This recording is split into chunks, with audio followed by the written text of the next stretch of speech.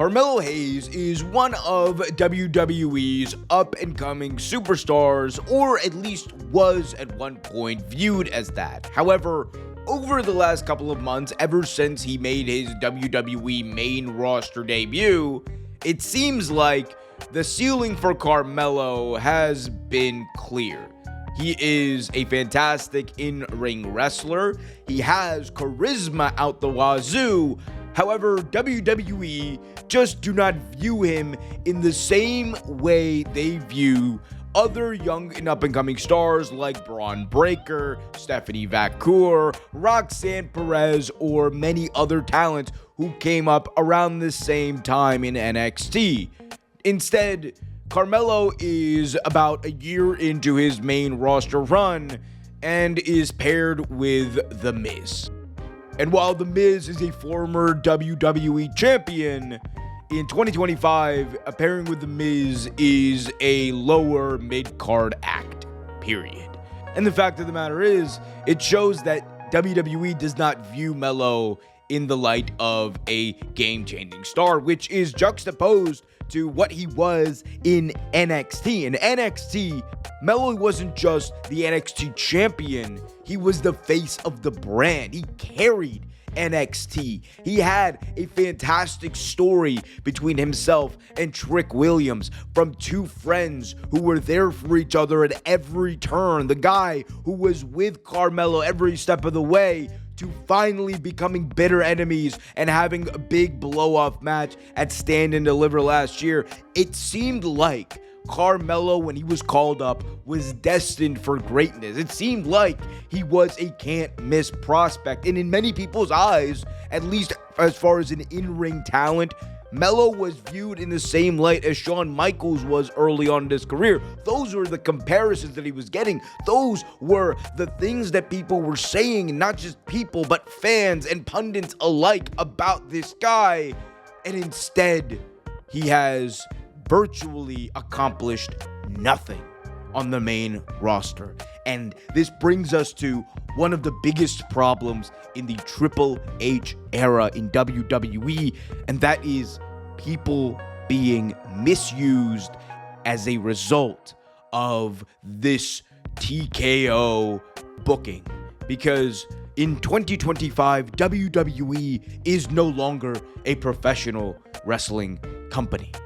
They are a content creator. They are Disney. They are out to make the biggest and most splashiest pieces of content you have ever seen.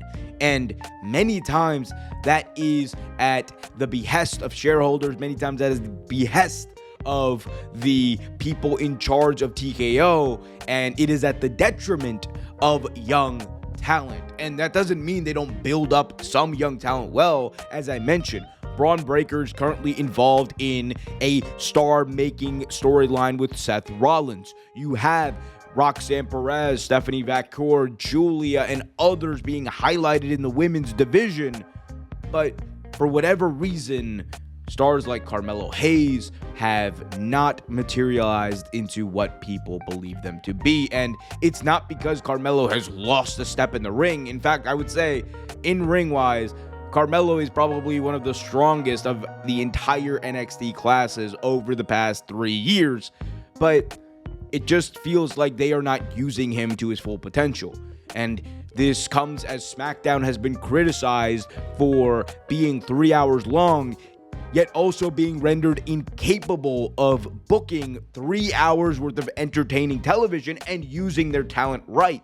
That's why you have people saying that Road Dogg, who is currently the head writer and the executive producer of SmackDown, should probably be removed from that position, because SmackDown isn't a great show, and it just feels like, especially since the move to Netflix back in January for Monday Night Raw, that show has taken precedent over SmackDown. And that isn't an inherently bad thing, but it does feel like SmackDown is going through the motions, and that is a larger problem in WWE. Many times pay-per-view feuds feel like they're going through the motions. You have limited time on pay-per-views now because WWE has limited 5 matches per event as part of their strategy to give less but make more. And as a result of that, you're gonna have these talent like Carmelo Hayes and others who are looking to prove themselves, looking to grab that brass ring, looking to cement themselves as the stars of this era,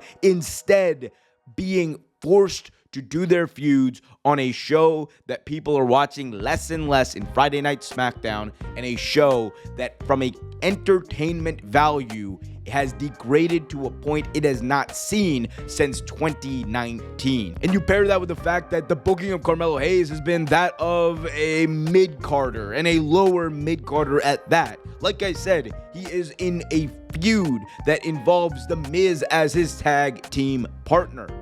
This is not where your future of the company should be. This is not where Carmelo Hayes deserves to be. This is not, if you are WWE looking to build a young star, what you should be doing. Carmelo Hayes has proven time and time again that he is not only among the best young talent the WWE have, but is ready for a prime time spot. And I'm not even talking about the World Championship. Carmelo Hayes should have competed and won the United States belt at this point. He should have competed and won the Intercontinental belt at this point. He should have competed and won one of the tag team belts. He should have competed and won and been involved in storylines that matter.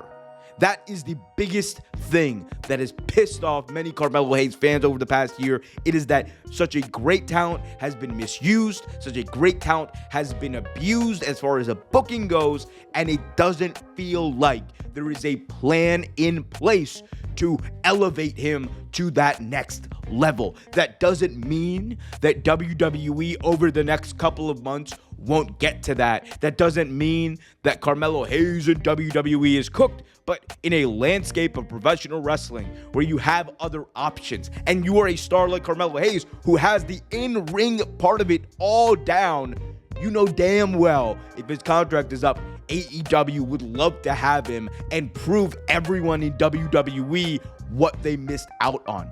There is so much potential for this guy, and I still think WWE has a chance to capitalize on it. But whether it's winning Money in the Bank or involving him in something that gives a meaning to the character, they have to act, and they have to act quickly. Hopefully they'll do it, but will they? I guess we'll see.